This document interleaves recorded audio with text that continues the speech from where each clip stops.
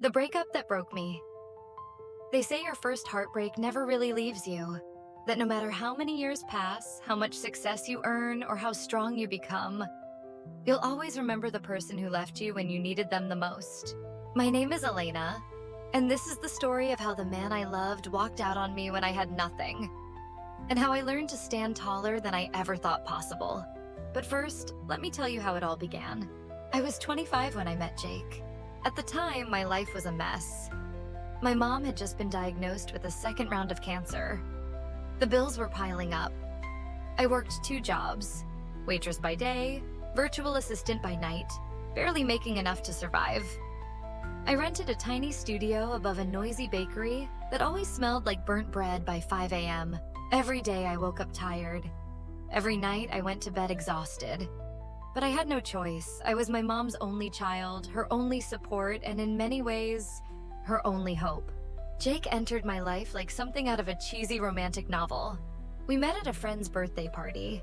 He was standing by the window alone, holding a glass of cheap wine, looking like he didn't belong. When I walked over to say hi, he turned and said, "Do you ever feel like you're living someone else's life?" I blinked. "Every day," I replied. We both laughed. And just like that, we clicked. Jake was charming in a way that didn't feel forced. He had dreams, big ones. He wanted to launch a podcast empire, interview thought leaders, and change how people connect with stories. I told him I didn't even have time to finish a single story. He said, "Then maybe I'll help you write yours." That was the first line that made me fall for him. Looking back, I wish I had known it was just that. A line. For the first few months, everything felt like magic. We had nothing. We were broke, tired, struggling, but we had each other. Jake made me feel seen. He listened, he supported. He said things like, "When I make it, I'll take care of you and your mom. We're going to build something together. You're my future, Elena. Just wait." I didn't care that we lived paycheck to paycheck. That date nights were instant ramen and Netflix borrowed accounts. That I was basically burning myself out for a man with nothing but vision, because I believed in him. And more than that, I believed in us. I helped him build his podcast from scratch. I edited episodes, wrote outreach emails, created his logo, ran his social media while juggling my own 2 jobs. He used to tell his friends, "Elena's the backbone behind this whole thing." I was proud of that. Proud of being his partner. Proud of carrying the load, even when I was drowning. But then, things started to change. Not all at once. No big fights, no loud explosions. Just small cracks in the foundation. He stopped asking about my mom's chemo appointments. He stopped helping me wash dishes or make late-night coffee. He stopped calling me babe and started saying hey, or worse, nothing at all. He blamed it on stress. "It's just the podcast, baby. I'm under pressure. Sponsors are slow. Audience growth is tough." I understood. I always did. Until the day I realized he stopped understanding me. The final straw came on a rainy Thursday night. I had just gotten off a 10-hour double shift. My mom had fainted earlier in the day, and I had rushed to check on her between jobs. The clinic had warned me that she needed better medication. Expensive ones. I barely had $50 left in my account. When I got home, soaked in rain, my hands shaking, I saw him, sitting on the couch, scrolling on his phone, completely unbothered.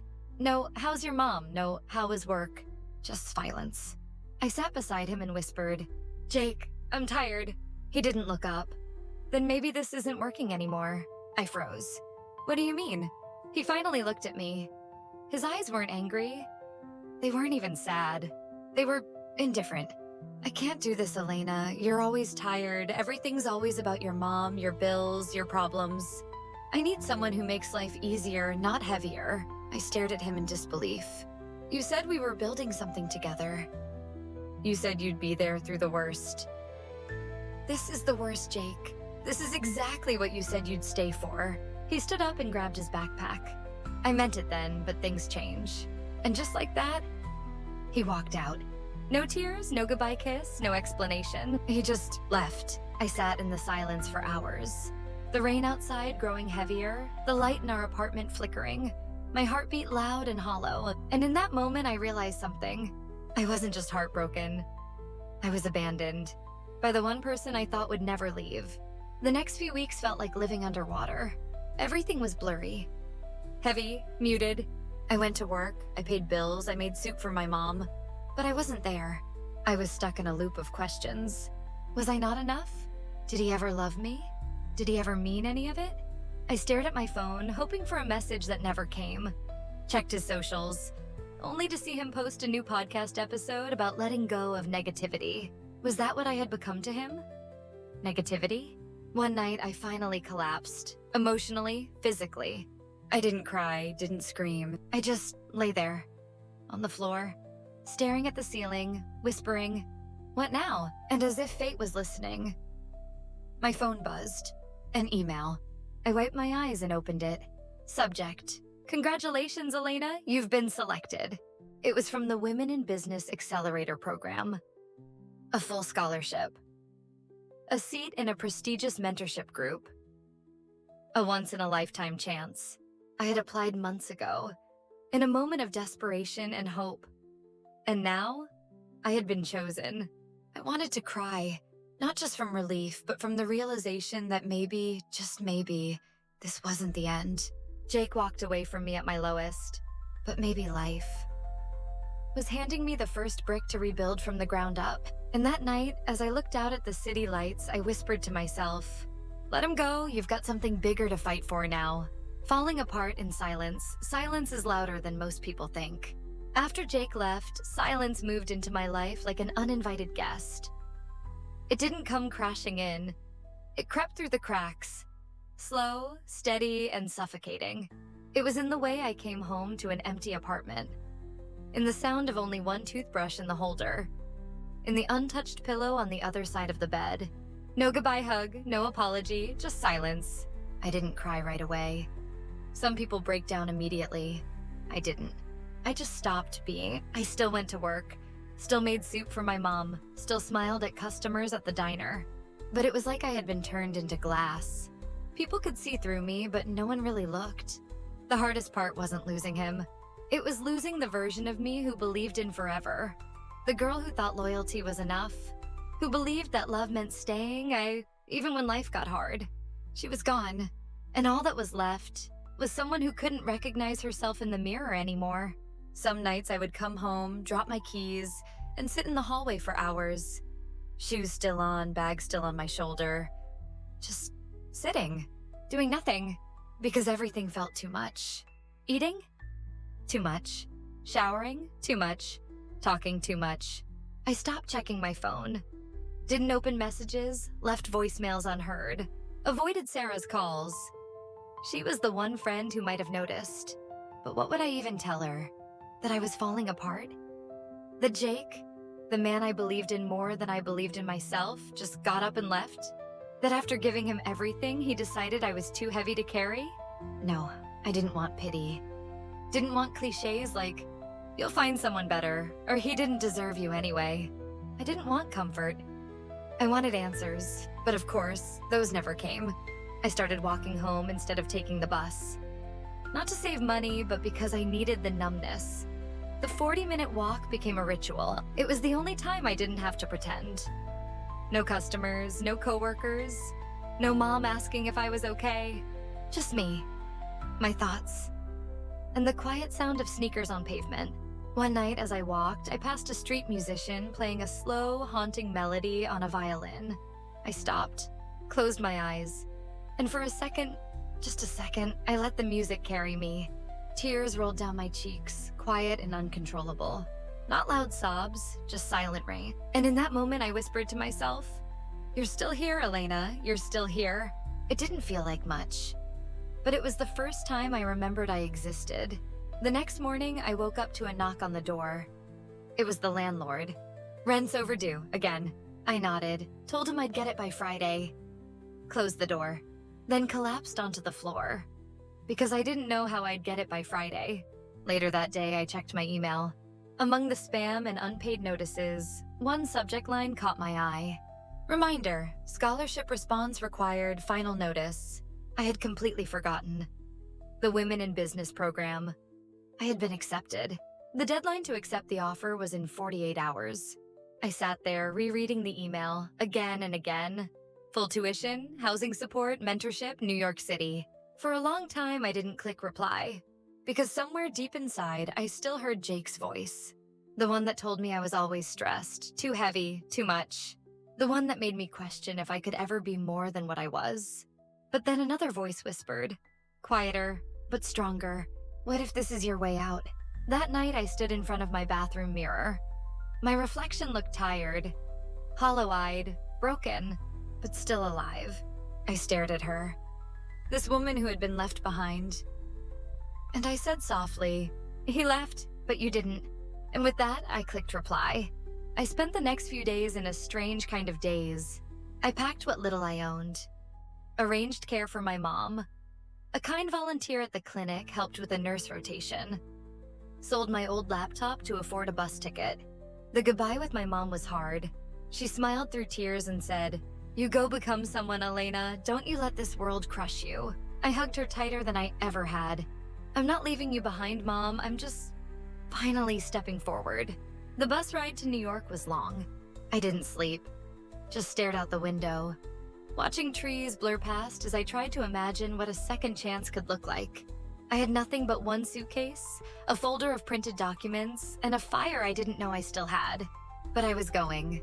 Not because I was healed, not because I had moved on, but because I refused to stay broken. My new place was small. So small I could touch both walls if I stretched my arms, but it was clean, and it was mine. And for the first time in a long time, I took a deep breath and didn't feel like drowning. Orientation day was terrifying. Everyone looked so polished, so confident, so sure of themselves. I stood there in my thrift store blazer and scuffed heels, feeling like a fraud. But then, a woman named Renee, one of the program coordinators, said this. "We didn't pick you because you were perfect. We picked you because you fought to be here." I blinked, and something inside me has shifted. That night, I journaled for the first time in months. Just one line. He walked away, but I kept walking, and I realized that maybe healing isn't some magical moment where everything is okay. Maybe it's just deciding every day to keep going, even when you don't feel ready, even when your heart still aches, even when the past still lingers. You get up, you move forward, you breathe, because you can, because you're still here. The letter that saved me, not all letters are written in ink. Some are written in memory, in pain, in silence, and others in the quiet decision to believe in yourself again. Mine came in the form of an email, just one click, just one word, accepted. And yet, it changed everything. The Women in Business program was no joke. From the very first day, I was thrown into a world I'd never imagined I'd belong to. We had speakers who had sold companies for millions, workshops that lasted 12 hours a day, mentors who didn't sugarcoat anything, and classmates. Oh, those classmates. Perfect hair, designer bags, fluent in business lingo, confident in their handshake, smile, even their eye contact. Meanwhile, I was just a girl who had come off a Greyhound bus with a secondhand blazer, a heavy heart, and a burning desire to never feel powerless again. At first, I stayed quiet, sat in the back, took notes obsessively. I didn't ask questions, didn't volunteer to speak, didn't want to be noticed, because deep down, I still felt like I didn't belong, like I was a fraud. Like at any moment someone would say, "Sorry, Elena, we made a mistake. You weren't meant to be here." And maybe a part of me believed that too. But then came the first assignment. We were paired in groups of 3. Task: develop a product idea, pitch it in front of a panel of real investors. In 5 days. My teammates? Camille, marketing graduate, daughter of a venture capitalist. Ria, MBA student, already running a small fashion startup. And then, me. Waitress, caregiver, ex-girlfriend with a broken heart and a bus ticket full of hope. I offered to take notes. They agreed. Too quickly. It stung. But I didn't say anything. Not yet. On the 3rd day, Ria had to leave early. Camille had a last-minute dinner with her dad's investor friend. I stayed behind, working on the pitch deck alone in the study room. It was nearly midnight. That's when Renee, the program coordinator, walked in. She glanced at my screen, then at me. "Still working?" I nodded, tried to smile, failed. She came closer, arms crossed, her tone warm but firm. Do you think you're here because of luck, Elena? I stayed silent. She pulled out the chair beside me and sat down. You know what I see when I look at you? I shook my head. I see someone who's already done more with nothing than some people do with everything. Her words, they didn't fix me, but they awakened something. I exhaled slowly. I don't want to just take notes anymore. She smiled. Good, then stop hiding. The next morning, I showed up early, redesigned our entire pitch, added market research, cleaned up the visuals, wrote a new closing statement. When Camille and Ria arrived, they looked surprised. Camille blinked. Wait, you did all this? I didn't sleep, I said. But I think this version actually stands a chance. And for the first time, they listened. We presented the next day. I stood center stage. My voice trembled at first. But then I remembered Renee's words. You've already done more with nothing than most ever will. And I spoke. Clearly, passionately, with everything I had. When we finished, the panel clapped. One investor even asked to stay in touch. Afterwards, Camille turned to me and said, "You've really killed it today. You're not what I expected." I smiled politely. Good. That night, I walked home under the city lights. Tired, but Siri alive. And when I opened the door to my tiny apartment, I found a letter. A real one. With a stamp from my mom. It was short. Simple, handwritten. My strong girl, the nurse said you're doing well. I'm proud of you. You don't have to send money this month. Just focus. Just grow. I believe in you. Love, Mom. I sat down on the floor, held the letter against my chest, and cried. Not the broken sobs of heartbreak, not the silent tears of confusion, but the kind of crying that comes from being seen, loved, supported, rooted, even when you're flying away from everything familiar. For so long I had felt alone, invisible, left behind. But now I felt something new, grounded, capable, worthy. I hung that letter on the wall beside my bed, read it every morning before class, every night before sleep, because it reminded me not every letter breaks you. Some save you, remind you who you are, why you're here, and that maybe, just maybe, you're not broken at all. You're just becoming, rebuilding from rock bottom. Rock bottom has a smell. It smells like black coffee and cheap instant noodles, like sweaty subway rides and ink-stained fingers, like pages of textbooks you barely understand, and the cold side of a bed no one shares with you anymore. But it also smells like possibility, like rain on the pavement after a dry season, like your first breath after crying too long, like something is about to change. If you just keep going. That's where I was, broke, exhausted, alone. But for the first time in a long time, I wasn't scared of it, because I wasn't just surviving anymore. I was building. The program got harder. After our first presentation, the professors expected more. Deadlines were shorter, assignments were brutal. And the feedback? Sharp, unapologetic. One mentor looked at my branding project and said, "This feels like something made by a smart high schooler. You're here to play with the real ones now." It stung. But he wasn't wrong. So I stayed late every night. Read more, watched free business courses online, asked questions even when my voice shook. I studied the way the other girls walked, talked, and held themselves. I wasn't trying to copy them. I was learning how to reclaim the version of myself I had buried under fear for years. There was one moment I'll never forget. We were in a negotiation workshop. Scenario: sell your startup idea to a skeptical investor. Fake money. Real stakes. Everyone went safe. Generic pitches, predictable angles. I didn't. I walked up to the front and said, "I'm not here to pretend I have it all figured out. I'm here because I've already learned how to survive with nothing. And now I want to learn how to thrive with something." Silence. Then applause. And that day, for the first time, I saw my name on the top of the weekly performance board. But it wasn't just school. Outside the classroom, life was still tough. I picked up part-time freelance gigs on weekends, wrote blog content for small brands, transcribed interviews. Sometimes I only slept 4 hours a night. There were nights I cried in the shower from pure exhaustion. Days I missed my mom so much I could barely breathe. But then I'd read her letter, the one taped to my wall. "I believe in you." And I'd keep going. One evening, I took a long walk after class. New York was loud, chaotic, impossible to fully grasp. But that night, under the streetlights, I felt something strange. Peace. Not because everything was okay, but because I finally felt like I belonged somewhere. Even if just in my own journey. I passed a bookstore, paused at the window. There was a poster that said, "Some women fear the fire, others become it."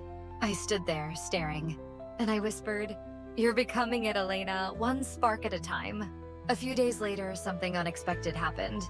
My name was called in class. "Elena, we want you to co-lead next week's strategy group." I blinked. Co-lead? Me? I looked around, half waiting for someone to say it was a mistake. No one did, so I said yes. That week, I led a group of 5 students.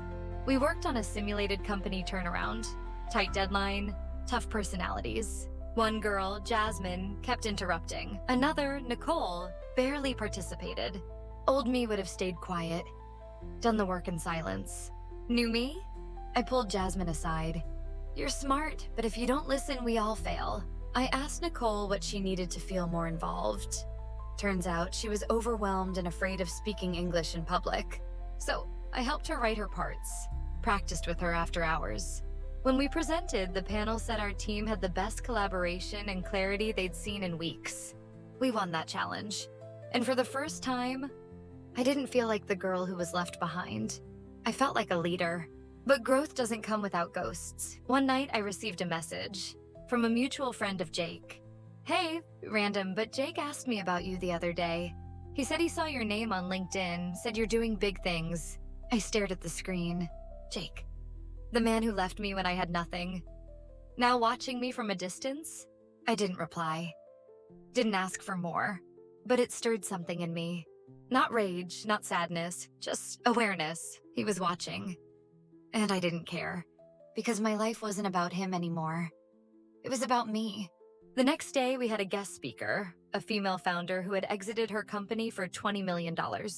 She told us, "You don't need to be the loudest in the room. You need to be the one who keeps showing up after everyone else quits."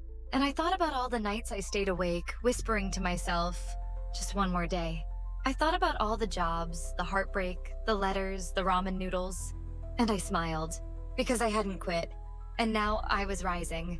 That night, I started writing again. Not business pitches, not assignments, but me. I opened a blank document and typed, "You are not broken. You are rebuilding. And no one, not the man who left you, not the world that ignored you, can take that from you."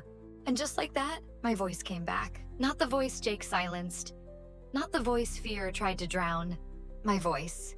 And it was louder, stronger, and more real than it had ever been. Becoming someone new. They say change doesn't happen overnight, but sometimes it happens in a single decision. The decision to stop shrinking, to stop apologizing for being too emotional, too ambitious, too intense, too much. The decision to stop trying to fit back into the version of yourself that someone else could love. Because what if you were never meant to be loved smaller, but loved as you truly are? That's what I was starting to learn. It didn't come from books, or lectures, or a sudden epiphany under the stars. It came from showing up every day. Tired, flawed, afraid, but still showing up. By the middle of the semester, people started noticing me. Not because I tried to be noticed, but because I stopped hiding. One of my classmates, Aria, came up to me after a workshop and said, "You know, you don't talk the most, but when you do, everyone listens." I smiled. It was the kind of compliment I used to crave from Jake. But now, I didn't need it to feel complete. It was just a reflection of the work I'd done internally. I started dressing differently. Not more expensive, not trendier, but in a way that made me feel powerful. Blazers that made me stand tall. Lipstick that reminded me I was allowed to take up space. Earrings that shimmered just enough to catch the light when I walked into a room. I wasn't dressing to impress anymore. I was dressing to belong to myself. Every morning, I had a new ritual. I stood in front of the mirror, looked at my reflection, and said one line out loud. "I am not who he left, I am who stayed." The version of me that didn't run away when it got hard. The one who kept moving when everything screamed, "Give up." The one who wiped her own tears, got on that bus, and started again from scratch. That woman? She was becoming someone new. Someone I was proud of. But with growth came discomfort. The more I stepped into this new version of me, the more I had to let go of the girl I used to be. And letting go is hard. There were moments when I missed the old me. The soft one who believed love could fix anything. The girl who stayed up late writing love notes. The one who waited for text replies like her whole world depended on it. She was sweet. She was loyal. She was kind. But she was also tired. And silent and taken for granted. I honored her, thanked her. Then I told her, "You don't have to carry this anymore. I've got it now." And I moved forward. One Saturday morning, we had a guest workshop on emotional branding. The instructor said, "If your story had a title, what would it be?" People wrote things like, "The Rise of a Dreamer," "From Small Town to CEO," "Finding My Voice." When it was my turn, I hesitated. Then I wrote, "She wasn't saved, she saved herself." The instructor read it out loud. The room went quiet. Then she looked at me and said, "I think you just found your brand." That night, I created a new folder on my laptop. I called it The Woman I'm Becoming. Inside, I started writing ideas, a blog series, a brand, a community for women like me. Not just business strategy, but emotional survival, healing, growth. Because I realized something. All the pain I went through, all the nights I cried alone, the rejections, the silence, the betrayals, they weren't just wounds. They were blueprints. And maybe, just maybe, I could help someone else build something from theirs too. The following week, I got an email. It was from the program director. They wanted me to lead a panel on resilience and rebuilding. Me, Elena. The girl who once believed she was too small, too late, too broken, now being asked to share how I made it this far. I stared at the email, read it 3 times, then cried. Not out of sadness, but out of deep, quiet joy. The panel was held on a Thursday evening. Bright lights, microphones, an audience of 100+ people. I stood on that stage in a navy blue blazer, heels that hurt my feet, and a heart that felt like it was finally in the right place. When it was my turn to speak, I said, "I didn't grow because I wanted to prove anyone wrong. I grew because I owed it to the version of me who almost didn't make it." And the room was still. People leaned in. And I knew. This was what it felt like to own your voice. Later that night, after the panel, I received a message on LinkedIn from someone I hadn't heard from in a long time. Jake. "Hey, Elena. I saw your name pop up on my feed. Congrats on everything. You look different. You're doing really well, huh?" I stared at the screen. Felt nothing. No butterflies, no rage, no sadness, just clarity. He was right. I was doing well.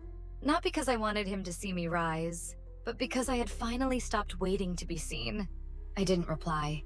Not because I hated him, but because I no longer needed closure from someone who once saw me as disposable.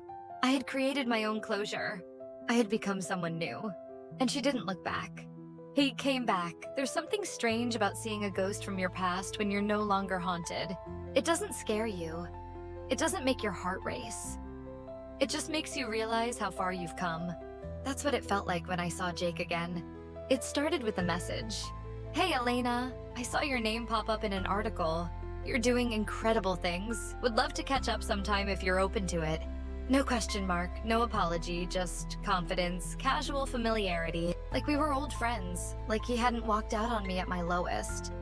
Like we didn't have years of silence between us. I stared at the screen for a full 5 minutes. Not angry, not shaken. Just observant. It felt like watching a movie you'd already seen. One where you knew how it ended, but this time, you weren't emotionally invested anymore. I closed the message. Didn't respond, at least not yet. Because sometimes, silence is the best opening line. A few days passed, then another message. "Not sure if you got my last message, but I saw the panel you did. You were amazing. You've really changed." That last sentence, "You've really changed," it made me smile. He was right. I had. But Jake didn't give up. One evening after a networking event, I saw him, in person, standing at the open bar. At first, I wasn't even sure it was him. He looked older, tired around the eyes. Still handsome, but somehow smaller. Not physically, energetically. He spotted me, waved, walked over. "Elena." I turned. "Jake." His smile faltered for a split second, like he wasn't sure how this would go. I wasn't either, but I was ready. "Wow," he said. You look incredible. Thanks, I replied. You look like you've seen better weeks. He laughed awkwardly, scratched the back of his neck. I guess I deserved that. That wasn't a dig, I said. Just an observation. We stood in silence for a moment. He finally said, I meant what I wrote. I've been keeping up. I saw your blog, the workshops, your name's everywhere now. I nodded, took a sip of my drink. It's been a long journey. I can tell, he said. You do carry yourself differently. I tilted my head. That tends to happen when you learn how to walk alone. He looked down at his glass. I was a coward. Now that surprised me. When I left, he continued, I thought I was freeing myself. But honestly, I was just running away. From responsibility, from pressure, from you. Because you were stronger than I could handle. I raised an eyebrow. So you left me because I was strong? Because I couldn't match your strength. And I didn't want to admit it. That admission? It didn't change the past. But it cracked something open. We ended up sitting at a corner table. No drama, no tears. Just two people who once thought they were everything to each other. Now trying to speak the same language again. He told me about the job he lost, the startup that didn't take off, the girl after me, and how it fell apart because he couldn't connect the same way. He looked at me, eyes soft. I thought I was doing the right thing, leaving when I did. You were doing the easy thing, I said. There was a long pause. He leaned in slightly. Do you ever think about I smiled gently. I think about who I was when I loved you, and I'm grateful for her, because she got me here.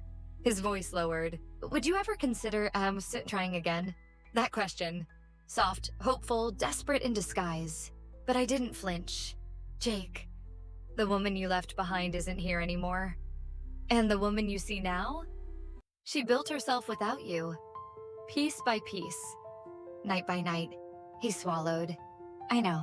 Then you know I don't need to look back. I'm not angry. I'm not bitter, but I'm also not interested. He looked away, nodded slowly. I had to try. I get that. When I stood up to leave, he reached out.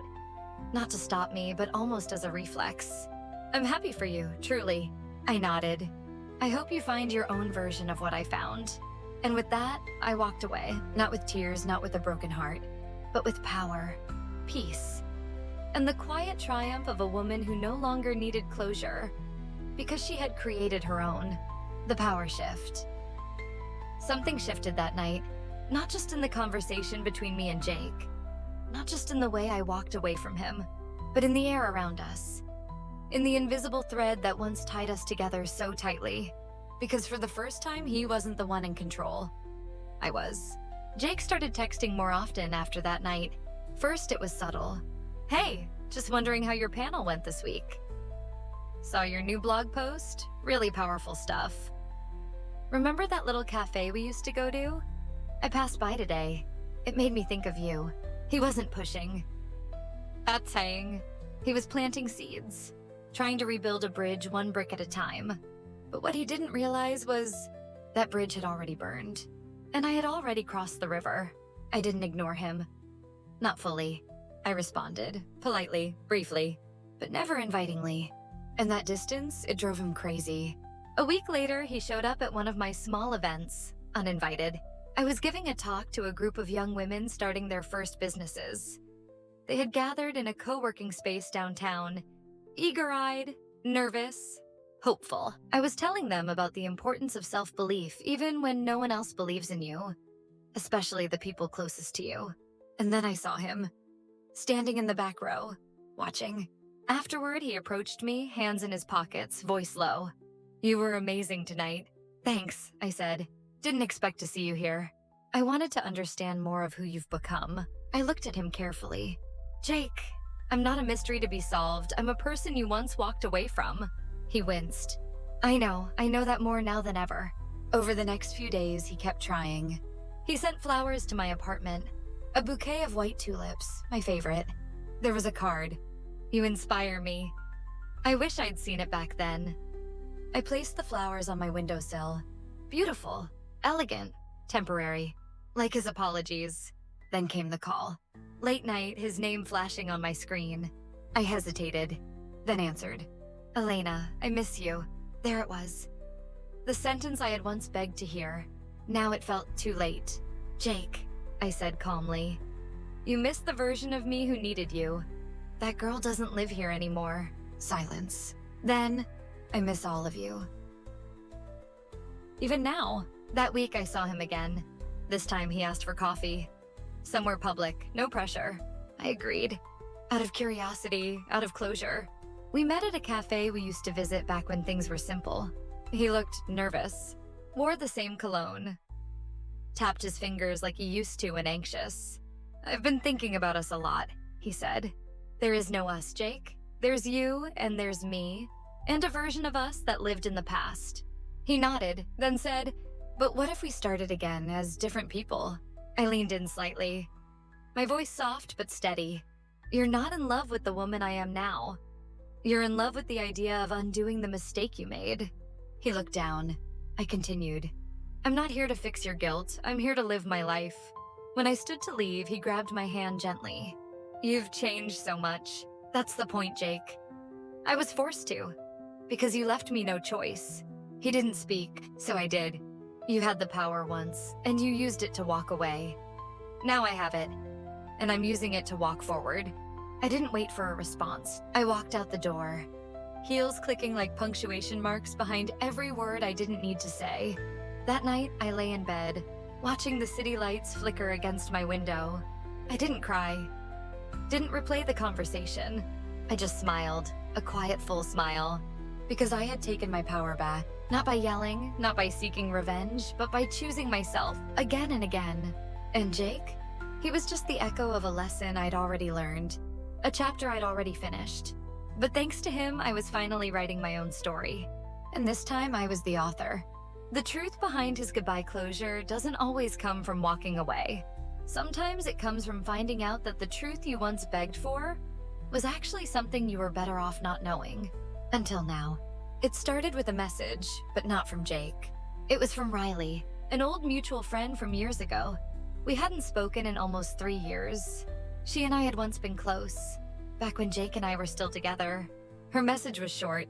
"Hey, Elena, I know this is random, but I think there's something you deserve to know about Jake." I've been carrying it for years. My chest tightened. My fingers hovered over the screen. Do I want to know? Is it even worth digging into the past again? But something inside me, the girl who had once stayed silent too long, Guy whispered, "Yes, you need to know." So I replied. We met at a small cafe near the river. Neutral ground, no distractions. Riley looked different. More mature, but with the same soft eyes. She sat down across from me, clearly nervous. "I've debated telling you this for a long time, but seeing how far you've come, and knowing how unfair it was, I couldn't hold it anymore." I didn't speak, I just waited. "You remember when Jake left you?" she began. I nodded slowly. "What you don't know is, he didn't just leave you. He was already with someone else. My heart stopped. "Someone else?" I repeated. She nodded. Her name was Danielle.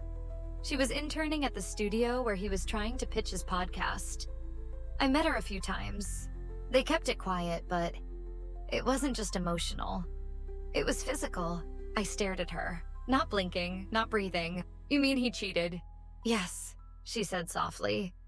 "While you were working 2 jobs, taking care of your mom. He was out with her. She even came to a few industry events, introduced herself as his girlfriend." The room blurred for a second. My fingers gripped the edge of the table. "Why didn't you tell me then?" "Because I didn't know how," Riley whispered. "I thought you'd break.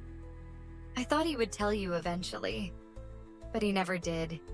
He just disappeared and let you believe it was your fault." I felt something rise in my chest, but it wasn't anger. It was clarity. Everything made sense now. The silence, the distance, the way he left without looking back. He didn't leave because he was overwhelmed. He left because he had already replaced me. I didn't cry. I didn't scream. I just sat there, nodding. Riley reached across the table and touched my hand. "I'm sorry, you didn't deserve that." "No," I said, "I didn't." That night I walked for hours. No destination, just movement. Each step unwrapped a memory I hadn't looked at in years. The night he didn't come home. The excuse about being burned out. The way he called me too much. He wasn't overwhelmed. He was unfaithful. And instead of telling the truth, he blamed me for being heavy. When the weight he carried was his own guilt. I thought I'd feel shattered, but I didn't. Because I wasn't that girl anymore. I wasn't the girl waiting for explanations. I wasn't the girl willing to shrink just to be enough for someone else. I was the woman who had survived the betrayal without even knowing the full story. And now that I did, I had even more reason to never look back. The next day, I got another message from Jake. I hope I didn't cross any lines by showing up last week. Just wanted to say, it was really good seeing you again. This time, I replied, just one line. It's interesting how the truth always finds its way out. Take care, Jake. No anger? No explanation. Just a full stop. Later that week, I told my mentor, Renee, about what I had learned. She looked at me, calm and steady. How do you feel? I thought for a moment. Lighter, I said, because it wasn't me, it was never me. She smiled. That's the most powerful realization you can have. And she was right. We spend so much of our lives wondering what we did wrong, why we weren't enough, why someone didn't stay. But sometimes the truth is simple. They were never enough for you. And instead of rising to meet you, they took the easy way out. But that's not your burden to carry. It never was. That weekend, I stood in front of a group of women at a new seminar. I was asked to share my turning point. I held the mic, took a deep breath, and said, the moment you stop waiting for someone to explain why they broke you is the moment you start building something stronger than they ever could have imagined. The room went still, and in that moment I knew this wasn't just my story anymore. It was every woman's story who had ever been lied to, abandoned, made to feel small, and it was a reminder that we don't need them to come back and fix it, because we already have. Closure and clarity. Closure doesn't always come in a dramatic confrontation. Sometimes it comes quietly. In a deep breath, a decision, a full stop instead of a question mark. After the truth came out, I thought I'd fall apart, that I'd scream, that I'd break again, that the betrayal would destroy whatever strength I had left. But instead, I felt something entirely different. Peace. It was as if every unanswered question, every sleepless night, every moment I had spent wondering what I did wrong, suddenly lost all power over me. Because now I knew, I didn't lose him, he lost me. He lost someone loyal, someone who stayed, someone who believed when no one else did, and he traded her. Some terror for a temporary thrill. The next morning I stood in front of the mirror, not like I used to, searching for what was wrong with me. But this time, just looking, really looking. I saw a woman who had survived, who had rebuilt her life from ashes, who had learned to stand without needing anyone to hold her up. And for the first time I whispered, I forgive you, but not for you, for me. Because forgiveness isn't weakness. It's not letting someone off the hook. It's unchaining yourself from a memory that no longer deserves to control your story. And so I let it go. Not the memory, that will always be part of me, but the pain, the resentment, the lingering doubt. Later that week, I met with my therapist. She asked me a simple question. If Jake stood in front of you right now and begged for a second chance, what would you say? I thought for a long time, then answered, nothing. I would smile and walk away. She nodded. That's how you know you're free. And I was. I spent the next few days in reflection. Not sadness, not nostalgia, just closure. I revisited old places, not to feel pain, but to reclaim them. I walked by the old cafe we used to love, ordered a latte, sat at a corner table alone. This time I didn't feel the absence of someone across from me. I felt full, whole, enough. Then I opened a document on my laptop, titled it, Things I've Learned Since He Left. I started writing. I learned that being alone isn't the same as being lonely. I learned that silence can be sacred. I learned that not everyone who promises forever has the courage to stay. And I learned that the most powerful thing a woman can do is choose herself. Page after page, the words poured out. Not with pain, but with power. This wasn't a journal.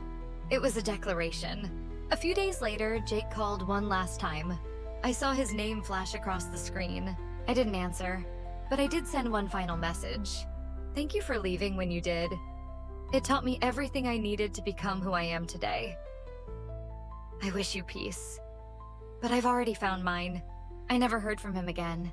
And that was more than enough. Closure doesn't come from hearing "I'm sorry." It comes from no longer needing to hear it. Clarity doesn't come from dissecting the past. It comes from deciding not to let it define you. And love? Real love starts with the way you talk to yourself when no one else is listening. One evening, I stood on stage again. Another panel, another audience.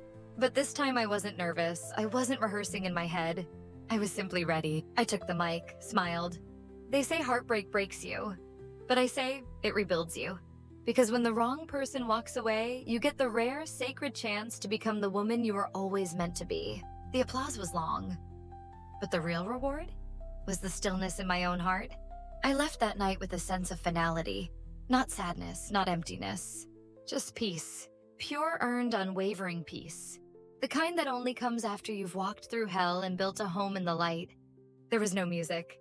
No slow motion goodbye. No final hug or whispered, "I still love you." Just the quiet sound of heels on pavement. A woman walking away. Not because she was bitter, but because she had finally chosen herself. That woman was me. When Jake left me, I was drowning.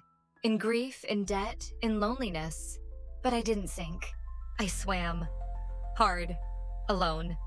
Through sleepless nights, silent mornings, and days when my own reflection looked like a stranger. I rebuilt from nothing. I built a new name, a new dream, and most importantly, a new me. People often ask me, "How did you do it? How did I rise after being left in the dust? How did I move forward without closure? How did I become the woman who no longer chased, but chose?" My answer is simple. I didn't do it all at once. I did it in pieces. In breaths, in battles no one saw. And most of all, I did it with intention. In the final week of my mentorship program, we had to give a speech, one that summarized our journey.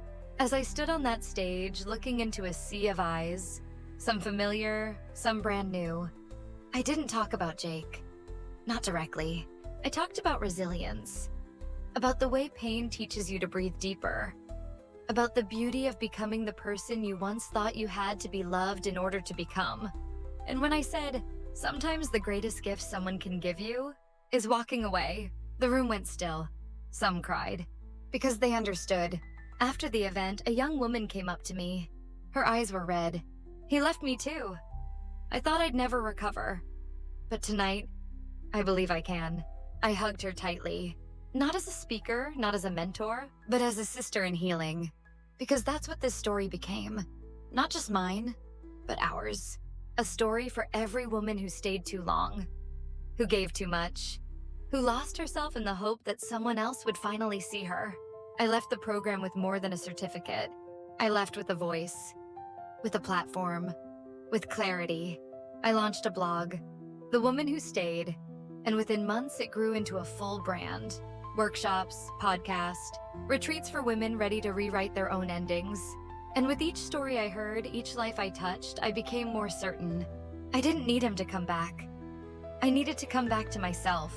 One afternoon, I walked past the old street where Jake and I used to live. I paused, not to feel sad, but to marvel at how far I'd come. And just as I turned the corner, I saw him, Jake, walking the opposite direction. Alone, head down. We locked eyes, just for a second. He smiled faintly, that same crooked smile I once loved. I nodded, and kept walking. I didn't stop, didn't look back, because he was part of the story. But he wasn't the ending. I was. And that's what I want every woman to know. That the person who walks away from you is never more powerful than the person you become without them. That being left behind doesn't make you unworthy. It gives you a chance to rewrite your life with your own pen. And when you do, you don't just heal, you rise. You don't just move on, you glow. You don't just survive, you become unshakable. So here I am, no longer waiting, no longer doubting, no longer asking for love in places where it was never meant to be found. I am the woman who once broke apart, but I didn't stay broken. I walked away, and I walked away stronger. Some people leave scars, others leave lessons. Burn and reborn stories that break you, then rebuild you.